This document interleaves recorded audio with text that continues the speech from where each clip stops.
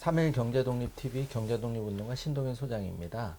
연일 금값이 2,000달러를 돌파를 했는데 과연 금값이 3,000달러까지 갈 수 있을까 관심이 많이 있거든요. 세종대학교 홍익희 교수님 모시고 한번 궁금한 금값에 대해서 한번 여쭤보는 시간을 갖도록 하겠습니다. 교수님, 지금 금값이 최근에 2,000달러를 넘었는데 이 금의 가치하고 또 앞으로 전망이 좀 어떻게 될지 한번 궁금해서 여쭤보고 싶습니다. 예. 네. 사실은 금값이 이렇게 치솟는다는 건 어떻게 보면 달러에 대한 불신을 의미합니다.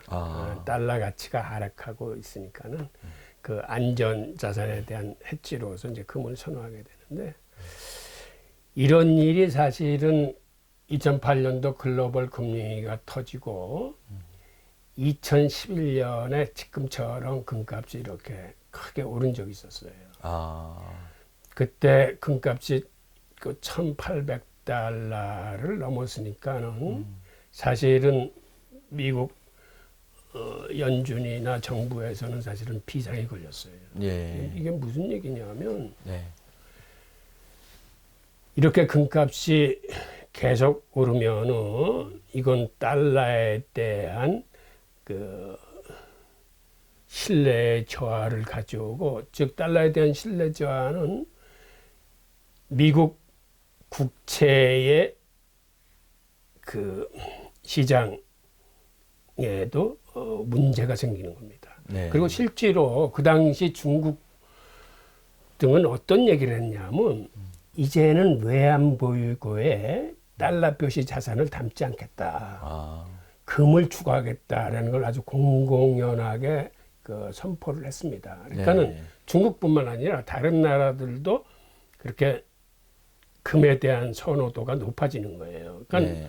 미국으로서는 그걸 그대로 받아들일 수가 없는 거죠. 네. 즉 각국이 외환보유고에서 국채를 사줘야 미국이 기축통화로서의 지위를 계속 지위와 유지하는데. 달러가 세계로 퍼져나가는 건데, 국채를 사지 않고 이제 금을 사겠다고 그러니까, 그래서 미국 정부는 일종의 조치를 취할 필요성을 느낍니다. 그래서 네. 실제로 2011년 8월 달에 예. 금 선물 시장의 증거금을 대폭 올립니다. 그리고 사실은 2주일이 지나지 않아서도 다시 한번 또 27%인가를 올려요. 그런데 이렇게 금값이 올라갈 적에 사실은 증거금을 올리는 거는 사실은 일리가 있어요. 왜 그러냐면, 이게 마감이 되면 현물은을 인도해 줘야 되는 거거든요. 그런데 가격이 오르면은 그거를 실행하지 못하는 사람들이 나타나니까 증거금을 올림으로써 그 인도를 보증해 주는 거예요. 보장해 주는 거예요. 그래서 1차 올린 거는 나름대로 일리가 있다라고 생각하는데, 이게 2주일도 지나지 않아서 2차를 올린 거는 사실은 규제의 성격이 더 강한 거죠. 네. 그런데 그럼에도 불구하고 그렇게 증거금을 많이 올렸는데도 금 시세가 꺾이지 않고 계속 상승으로 가는 거예요. 그러니까는 미국 정부로서는 이게 선물 증거금만 올려서 해결될 게 아니구나 생각을 해서, 그 다음에는 오퍼레이션 트위스트가 나옵니다. 이건 뭐냐면, 장기 국채를 사들이고 단기 국채를 파는 거예요. 단기 국채를 팔면 단기 금리는 올라갑니다. 네, 그렇죠. 근데 금은 이자 안 받는 물건이기 때문에 단기 금리가 올라가면 금으로서는 이게 취약이에요. 그래서 금값이 떨어집니다. 근데 사실은 이 통화 정책은 사실은 조금 위험한 거예요. 단기 금리를 올리고 장기 금리를 낮춘다는 거는 이게 금리가 역전될 수 있는 현상도 생기고, 사실은 바람직하지 않음에도 불구하고 미국이 단행한 거는 단기 금리를 올려서 금시장을 견제를 하는 거죠. 이제 그 다음에 이 단기 금리를 올려서 금값이 이틀 만에 20% 이상 폭락을 합니다. 오퍼레이션 트위스트가 나오고 난 다음에. 네. 그리고 곧바로 그 이틀 뒤에는 금 선물 시장의 증거금을 다시 21%를 더 올려요. 그래서 아주 확실히 매듭을 지려고 그랬는데 그래서 일주일 사이에 10%가 더 폭락을 해요. 그래서 이때 사실은 금을 모으던 매집 세력들이 아주 크게 낭패를 당합니다. 예, 그렇겠네요. 예, 그 중에 당시 가장 큰 헤지펀드의 하나였던 조지 소로스와 폴 존슨이 예. 몇십억 달러씩 그 손해를 봅니다. 그런 분들도 참 손해를 네. 네. 그래서 헤지펀드들한테는 두 가지의 어떤 철칙이 있어요. 하나는 경제 흐름에 맞서지 마라. 또 다른 하나는 정부에 맞서지 마라. 네. 뭐 연준이나 정부에 맞서지 마라 이런. 네. 예. 네. 그래서 이때 JP 모건이 방향을 바꿔요. 네. 사실은 금매집을 하던 JP 모건이 은매집으로 돌아섭니다. 금이 아니라 은매집으로. 네. 예, 예. 그러니까 금은 이제는 세력들이 모으는데 정부 눈치가 보여서 이제 못 모으는 거야. 대신 그 은을 모으기 시작해서 JP 모건 같은 경우는 2011년부터 지금까지 은을 모집해서 코맥스 창고에 있는 물량의 반은 JP 모건 거예요. 거기가 한 1억 6천만 정도 온수가 있고 그 다음에 사설 창고에 또한 2억 5천만 정도의 은을 매집하고 있다고 그래요. 네, 네. 그런데 그러고도 금값이 계속 꾸역꾸역 올라오니까 제2의 그 오퍼레이션 트위스트를 해요. 그래서 금값을 다시 한번 억누르는데 네. 그러고도 금이 제대로 가격이 잡히지 않으니까 2013년 4월 12일 날 선물시장 개장과 동시에 100톤이 쏟아져 나옵니다. 그래서 크게 충격을 받았는데도 또다시 스멀스멀 다시 가격이 올라오니까 그 다음엔 300톤을 대량 투매를 해요. 그날 하루 1100톤의 대량 투매가 쏟아지는데 1100톤. 그게 1년 생산량의 45% 정도 되는 어마어마한 양이 나왔네. 예. 그러니까 이런 큰 물량을 쏟아낼 수 있는 거는 미국 연준. 그렇죠. 네. 예. 그러니까 연준뿐이 없는 거예요, 사실은. 예, 이 물량은. 예. 그래서 이때 그 대량의 물량이 나와서 금값이 이날 하루 $100 이상 밀려버리는데 그러고 나서 곧바로 대량 매도를 한 날 선물시장의 증거금을 18.5% 다시 또 올립니다. 그리고 그 다음에는 금값이 꿈틀거릴 때마다 대량 투매가 나오는 거예요. 그래서 이제 투자자들이 견디지 못해가지고 금시장에서 발을 빼. 예. 그래서 이걸 일정 밴드에 가둬 두는데 금의 채굴 원가가 온수당 한 $1,100라고 그래요. 그래서 하한선은 1,100, 상방은 한 1,350. 그래서 1,400으로 올라올 기미만 보이면 대량 투매가 나오는 거예요. 그래서 아주 오랜 시간 동안 이 밴드에 갇혀 있었어요. 그런데 우리가 여기서 살펴야 될 문제는 네. 사실은 금 가격이 실질 금리하고 이게 반비례합니다. 그러니까 시장의 실질 금리가 낮으면은 금 가격은 올라가는 거예요. 예.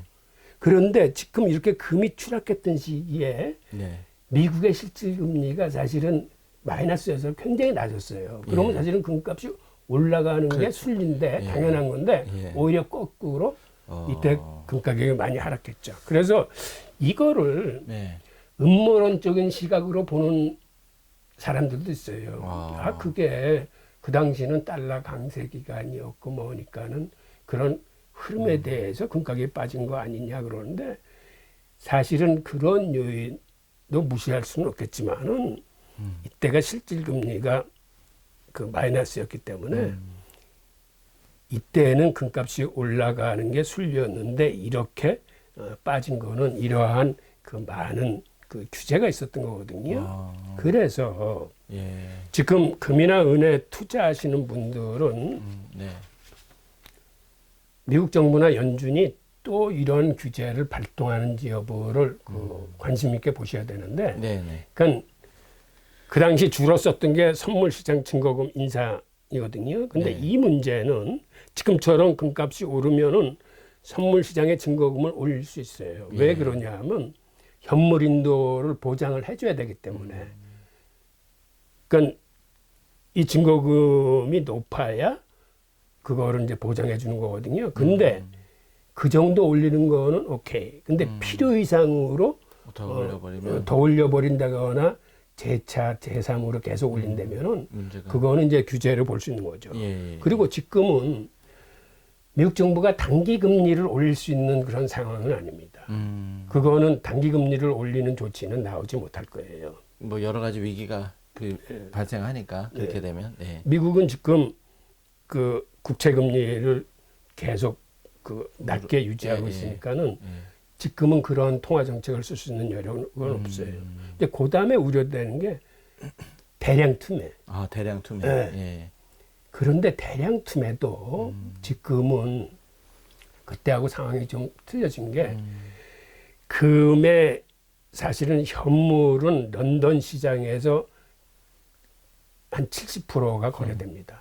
선물은 미국에서 금 전체의 한 30% 물량이 거래되는데 네. 이 선물 시장의 특징은 금 가격을 이제 주도하는 성격이 있거든요. 그래서 예전에는 이 두 집단이 금 가격을 좌지우지했었는데 2014년에 중국에 금 거래소가 생겼어요. 중국 거래소. 그리고 중국을 위시해서 그 다음에는 싱가포르가 생겼고 네. 우리 한국에도 생겼어요. 그리고 지금 중국이나 인도는 매년 그 실물금을 계속 모으고 있어요. 그래서 연간 채굴량의 한 67% 정도는 이 양국가로 들어갑니다. 그래서 대량 투매가 나와도 지금은 어느 정도 이 매수 세력들이 그거를 받아낼지도 몰라요. 실제로 1960년대에 미국하고 영국이 서로 단합을 해서 시중의 금 가격을 억누르기 위해서 그때 큰 물량을 풀었었는데 그거를 시장에서 다 흡수한 적이 있어요.